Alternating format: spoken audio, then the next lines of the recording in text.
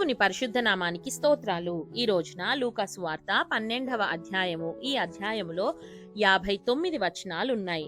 మొదటి వచనం, అంతలో ఒకనినొకడు త్రొక్కుకొనున్నట్లు వేల కొలది జనులు కూడినప్పుడు ఆయన తన శిష్యులతో మొదట ఇట్లని చెప్పసాగెను, పరిసయ్యుల వేషధారణ అను పులిసిన పిండిని గూర్చి జాగ్రత్త పడుడి.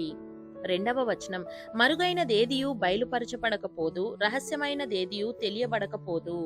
మూడవ వచనం, అందుచేత మీరు చీకటిలో మాటలాడుకొనినవి వెలుగులో వినబడును, మీరు గదులయందు చెవిలో చెప్పుకొన్నది మిద్దెల మీద చాటింపబడును.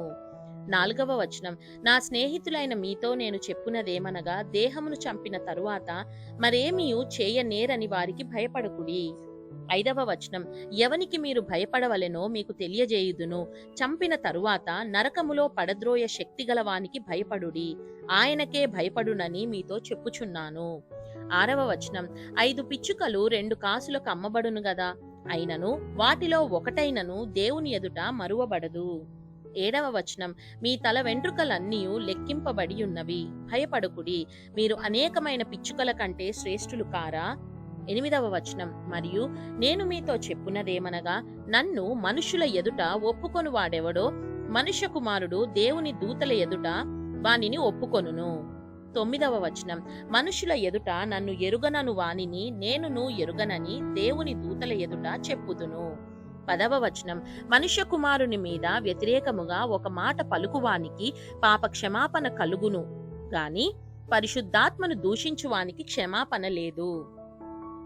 11వ వచనం, వారు సమాజ మందిరముల పెద్దల యొద్దకును అధిపతుల యొద్దకును అధికారుల యొద్దకును మిమ్మును తీసుకొని పోవునప్పుడు మీరు ఏలాగు ఏమి ఉత్తరమిచ్చెదమా ఏమి మాటలాడుదుమా అని చింతింపకుడి. 12వ వచనం, మీరేమి చెప్పవలసినదియు పరిశుద్ధాత్మ ఆ గడియలోనే మీకు నేర్పుననెను. 13వ వచనం, ఆ జన సమూహములో ఒకడు, బోధకుడా, పిత్రార్జీతములో నాకు పాలు పంచి పెట్టవలెనని నా సహోదరునితో చెప్పుమని ఆయనను అడుగగా. 14వ వచనం, ఆయన, ఓయి, మీ మీద తీర్పర్నిగానైనను పంచిపెట్టువానిగానైనను నన్నెవడు నియమించనని అతనితో చెప్పెను. 15వ వచనం, మరియు ఆయన వారితో, మీరు ఏ విధమైన లోభమునకు ఎడమియ్యక జాగ్రత్త పడుడి, ఒకని కలిమి విస్తరించుట వాని జీవమునకు మూలము కాదనెను. 16వ వచనం, మరియు ఆయన వారితో ఈ ఉపమానము చెప్పెను, ఒక ధనవంతుని భూమి సమృద్ధిగా పండెను. 17వ వచనం, అప్పుడతడు, నా పంట సమకూర్చుకొనుటకు నాకు స్థలము చాలదు గనుక నేనేమి చేతునని తనలో తాను ఆలోచించుకొని నేనిలాగు చేతును.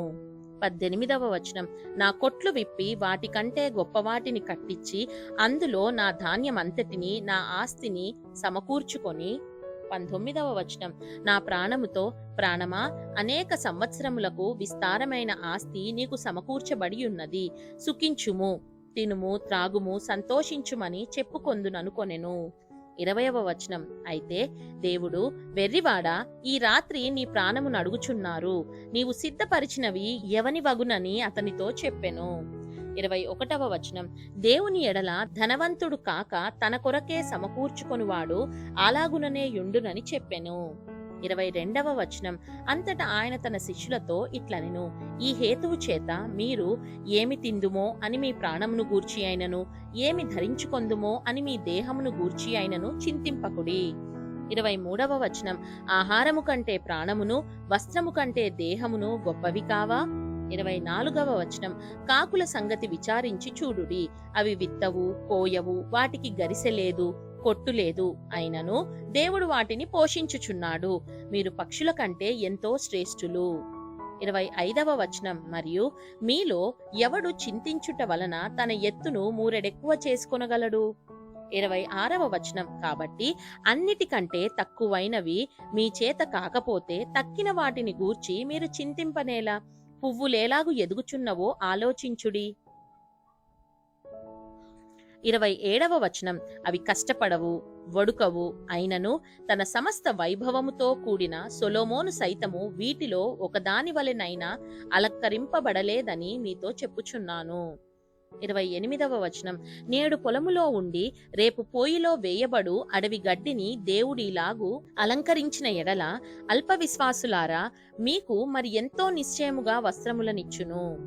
29వ వచనం, ఏమి తిందుమో ఏమి త్రాగుదుమో అని విచారింపకుడి, అనుమానము కలిగియుండకుడి.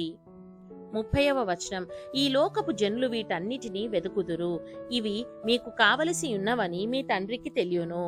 31వ వచనం, మీరైతే ఆయన రాజ్యమును వెదకుడి, దానితో కూడా ఇవి మీకు అనుగ్రహింపబడును. 32వ వచనం, చిన్న మంద భయపడకుడి, మీకు రాజ్యము అనుగ్రహించుటకు మీ తండ్రికిష్టమై ఉన్నది. 33వ వచనం, మీకు కలిగిన వాటిని అమ్మి ధర్మము చేయుడి, పాతగిలని సంచులను పరలోకమందు అక్షయమైన ధనమును సంపాదించుకొనుడి, అక్కడికి దొంగరాడు చిమ్మెట కొట్టదు.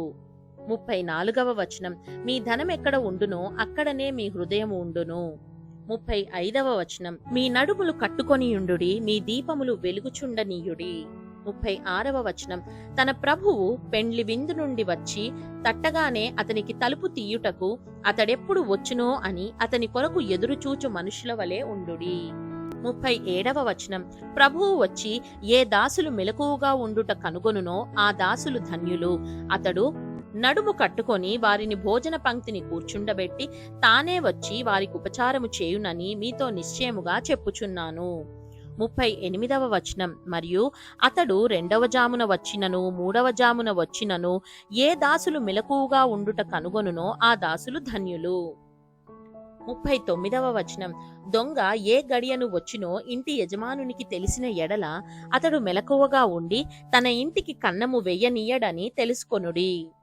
40వ వచనం, మీరు అనుకొనని గడియలో మనుష్య కుమారుడు వచ్చును గనుక మీరును సిద్ధముగా ఉండుడని చెప్పెను. 41వ వచనం, అప్పుడు పేతురు, ప్రభువా, ఈ ఉపమానము మాతోనే చెప్పుచున్నావా అందరితోనూ చెప్పుచున్నావా అని ఆయన అడుగగా. 42వ వచనం, ప్రభువు ఇట్లనెను, తగిన కాలమున ప్రతివానికి ఆహారము పెట్టుటకు యజమానుడు తన ఇంటివారి మీద నియమించునట్టి నమ్మకమైన బుద్ధిగల గృహ నిర్వాహకుడెవడు. 43వ వచనం, ఎవని ప్రభువు వచ్చి వాడు అలాగు చేయుచుండుట కనుగొనునో ఆ దాసుడు ధన్యుడు. 44వ వచనం, అతడు తనకు కలిగిన దాని అంతటి మీద వాని ఉంచునని మీతో నిజముగా చెప్పుచున్నాను. 45వ వచనం, అయితే ఆ దాసుడు నా యజమానుడు వచ్చుట ఆలస్యము చేయుచున్నాడని తన మనస్సులో అనుకొని దాసులను దాసీలను కొట్టి తిని త్రాగి మత్తుగా ఉండసాగితే. 46వ వచనం, వాడు కనిపెట్టని దినములోను ఎరుగని గడియలోను ఆ దాసుని యజమానుడు వచ్చి వాని నరికించి అపనమ్మకస్తులతో వానికి పాలు నియమించును. 47వ వచనం, తన యజమానుని చిత్తమెరిగియుండియు సిద్ధపడక అతని చిత్తము చొప్పున జరిగింపక ఉండు దాసునికి అనేకమైన దెబ్బలు తగులును. 48వ వచనం, అయితే తెలియక దెబ్బలకు తగిన పనులు చేసిన వానికి కొద్ది దెబ్బలే తగులును. ఎవనికి ఎక్కువగా ఇయ్యబడెనో వాని యొద్ద ఎక్కువగా తీయజూతురు, మనుషులు ఎవనికి ఎక్కువగా అప్పగింతురో వాని యొద్ద ఎక్కువగా అడుగుదురు. 49వ వచనం, నేను భూమి మీద అగ్నివేయ వచ్చితిని, అది ఇదివరకే రగులుకొని మండవలెనని ఎంతో కోరుచున్నాను. 50వ వచనం, అయితే నేను పొందవలసిన బాప్తిస్మమున్నది, అది నెరవేరు వరకు నేనెంతో ఇబ్బంది పడుచున్నాను. 51వ వచనం, నేను భూమి మీద సమాధానము కలుగజేయ వచ్చితినని మీరు తలంచుచున్నారా? కాదు, భేదమునే కలుగజేయ వచ్చితినని మీతో చెప్పుచున్నాను. 52వ వచనం, ఇప్పటి నుండి ఒక ఇంటిలో 5గురు వేరుపడి ఇద్దరికి విరోధముగా ముగ్గురును ముగ్గురికి విరోధముగా ఇద్దరును ఉందురు. 53వ వచనం, తండ్రి కుమారునికిని కుమారుడు తండ్రికిని తల్లి కుమార్తెకును కుమార్తె తల్లికిని అత్త కోడలికిని కోడలు అత్తకును విరోధులుగా ఉందురని చెప్పెను. 54వ వచనం, మరియు ఆయన జన సమూహములతో ఇట్లనెను, మీరు పడమట నుండి మబ్బు పైకి వచ్చుట చూచునప్పుడు వాన వచ్చుచున్నదని వెంటనే చెప్పుదురు, అలాగే జరుగును. 55వ వచనం, దక్షిణపు గాలి విసురుట చూచినప్పుడు వడగాలి కొట్టునని చెప్పుదురు, అలాగే జరుగును. 56వ వచనం, వేషధారులారా, మీరు భూమి ఆకాశముల వైఖరి గుర్తింపనెరుగుదురు, ఈ కాలమును మీరు గుర్తింపనెరుగనేలా. 57వ వచనం, ఏది న్యాయమో మీ అంతట మీరు విమర్శింపరేలా.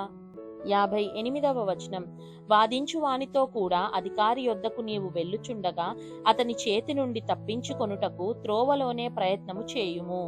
58వ వచనం, వాదించు వానితో కూడా అధికారి యొద్దకు నీవు వెళ్ళుచుండగా అతని చేతి నుండి తప్పించుకొనుటకు త్రోవలోనే ప్రయత్నము చేయుము. లేదా అతడొకవేళ నిన్ను న్యాయాధిపతి యొద్దకు ఈడ్చుకొని పోవును, న్యాయాధిపతి నిన్ను బంట్రౌతునకు అప్పగించును, బంట్రౌతు నిన్ను చెరసాలలో వేయును.